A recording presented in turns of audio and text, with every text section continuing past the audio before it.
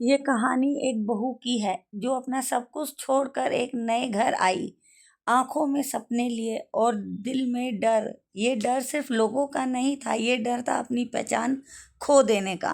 इस घर की मालिक थी उसकी सास। सख्त सोच, कठोर नियम। उनके लिए बहू सिर्फ जिम्मेदारी थी, बेटी नहीं।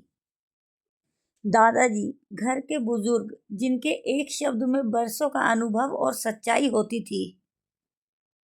उसका पति, जो उसे समझता तो था पर बोल नहीं पाता था। माँ के आगे पत्नी के लिए आवाज उठाने की हिम्मत उसके अंदर नहीं थी। घर की बड़ी बहू, जो हमेशा छोटी बहू को नीचा दिखाने का मौका ढूंढती रहती थी। उसे लगता है अगर छोटी बहू ऊपर उठेगी तो उसकी कुर्सी हिल जाएगी।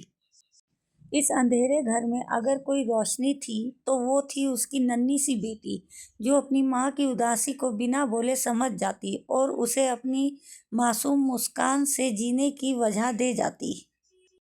छोटी बहू का एक छुपा हुआ सपना था। वो फिर से पढ़ना चाहती थी, अपनी अधूरी पढ़ाई पूरी करना चाहती थी, पर घर में उसके सपनों की कीमत जीरो थी। रोज सुबह ताने के साथ उसका दिन शुरू होता और आंसुओं के साथ खत्म होता। बहू हो तुम, बहू बनकर रहो, ये शब्द उसे रोज अंदर से तोड़ देते। रात के सन्नाटे में जब सब सो जाते तब वो अपनी डायरी खोलती और अपने दर्द लिखती। ये डायरी ही उसकी सबसे बड़ी दोस्त थी।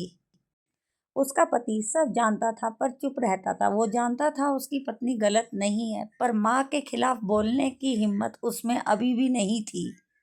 एक दिन सास ने गलती से उसकी डायरी पढ़ ली और पहली बार उसे महसूस हुआ कि जो बहू चुप रहती है वो कमजोर नहीं बल्कि सबसे ज्यादा दर्द सह रही होती है।